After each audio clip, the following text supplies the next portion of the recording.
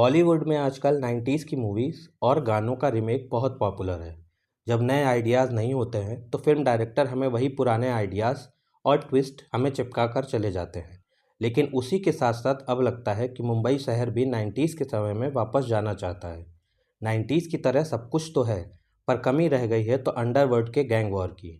और वही 90s की मुंबई की सबसे बड़ी गंदगी, जिसे बड़ी मुश्किल से मुंबई से बाहर किया गया था, लेकिन करंट सिनेरियो को देखते हुए लगता है कि वो वापस फिर से आने की दस्तक दे रहा है। बीते दिनों एनसीपी के लीडर और बॉलीवुड के चहेते बाबा सिद्दीकी को जिस तरह से मार दिया गया, वो दिखाता है कि 90s की कहानियों को फिर से दोहराया जा रहा है। आज की इस वीडियो में हम समझेंगे कि क्यों बाबा सिद्दीकी को मारा गया, सलमान और लॉरेंस बिश्नोई का क्या कनेक्शन है, और क्या जेल में रहते हुए लॉरेंस बिश्नोई कोई गैंग चला रहा है। सब कुछ जानेंगे हम आज के इस वीडियो में। नमस्कार दोस्तों, मेरा नाम है अंकित और आपका स्वागत है स्टडी विद अंकित में।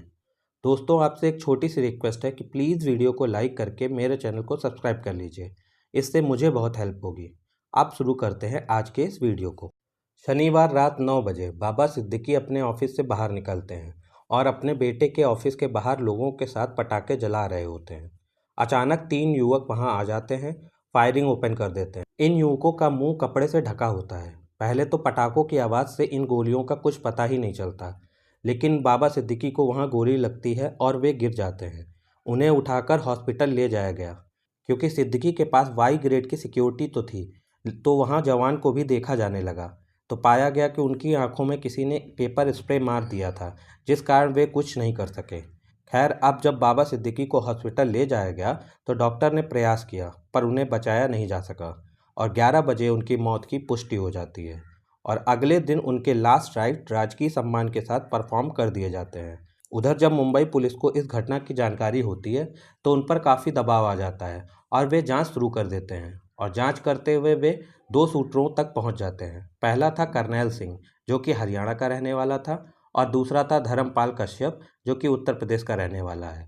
इन दोनों को अरेस्ट कर लिया जाता है, लेकिन इसके कुछ समय बाद ही तीसरे शूटर शिव कुमार को भी अरेस्ट किया जाता है। और उसके बाद मुंबई पुलिस ने फोर्थ एक्यूज, जिसका नाम जिशान अख्तर बताया गया है, जिसे अभी गिरफ्तार नहीं किया जा सका है। इन प्रत्येक शूटर को 50,000 रुपये दिए गए थे। ये शूटर्स 1 महीने से बाबा सिद्दीकी की रेकी कर रहे थे और ये भाड़े के फ्लैट में रह रहे थे। लेकिन इस सब के पीछे कौन था, ये पूरी साजिश किसकी थी, ये अभी एक पहेली बनी थी। तो तभी एक नाम सामने आता है लॉरेंस बिश्नोई का, जो पिछले करीब 10 सालों से जेल में ही है।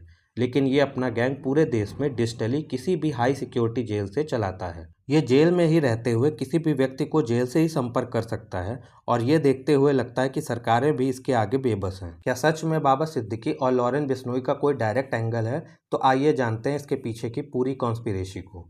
देखिए, बाबा सिद्दीकी को मौत के बाद एक पोस्ट वायरल होती है। ये पोस्ट आता है शुभू लोंकर महाराष्ट्र नाम के एक अकाउंट से।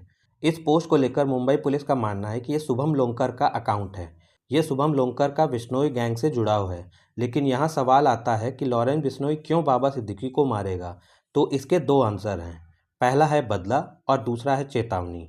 बदला है अनुस्थापन के लिए। दरअसल अनुस्थापन वही व्यक्ति है जिसे सलमान खान के घर के बाहर फायरिंग करने का आरोपी पाया गया था, जिसने मुंबई पुलिस कस्टडी में सुसाइड कमिट कर लिया था। और चेतावनी उनके लिए है जो सलमान खान को अपना साथी या दोस्त बुलाते हैं।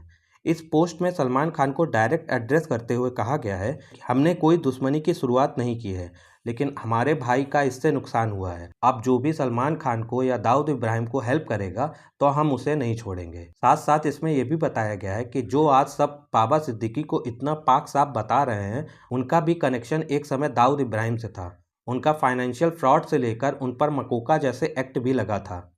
लेकिन तथ्य कुछ भी हों, आरोप कुछ भी हों, लेकिन गैंगवार का ये कई साल बाद पहला केस है जिसे मुंबई शहर में फिर से देखने को मिला है। अब बात करते हैं कि इतने हाई प्रोफाइल व्यक्ति को क्यों टारगेट बनाया गया है।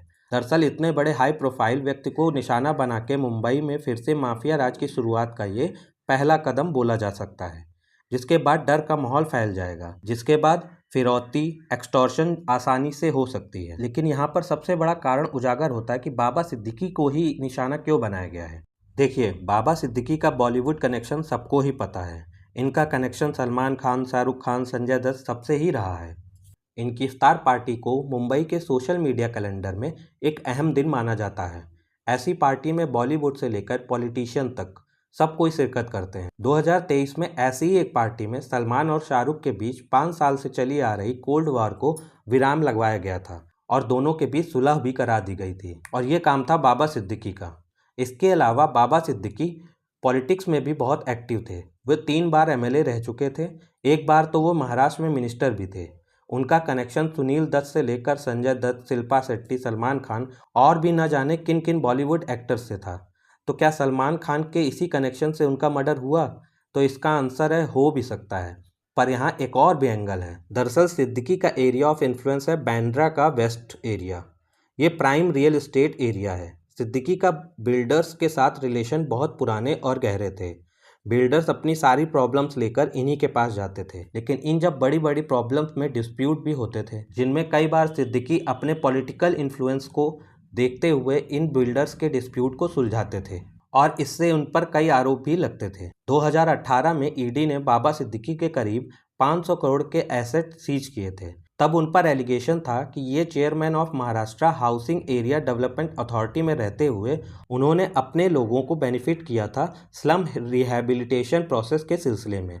उस समय बोला गया था कि ये 2000 करोड़ से ज़्यादा का स्कैम था। अब नए स्लम रिहैबिलिटेशन के प्रोसेस में भी प्रॉब्लम आई है, तो कहीं ना कहीं इस बात को लेकर भी बाबा सिद्दीकी के मर्डर के तार जुड़ रहे हैं।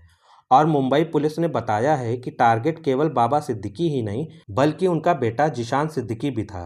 खैर जो भी है, जल्द से जल्द सामने आ जाएगा, पर इसमें और भी कई कनेक्शन हो सकते हैं, क्योंकि इस मर्डर से अंडरवर्ल्ड से लेकर स्कैम तक सारी पॉसिबिलिटीज ओपन हो गई हैं और लॉरेंस बिश्नोई अपना इन्फ्लुएंस वैसे भी ज़्यादा से ज़्यादा फैलाना चाहता है, तो उनके लिए ये सही मौका है। बाकी हम तो चाहेंगे कि फिर से ये इतिहास न दोहराया जाए, क्योंकि मुंबई जिसे सपनों का शहर कहा जाता है उस पर फिर से कहीं ना कहीं एक दाग न लग जाए। धन्यवाद। जय हिंद।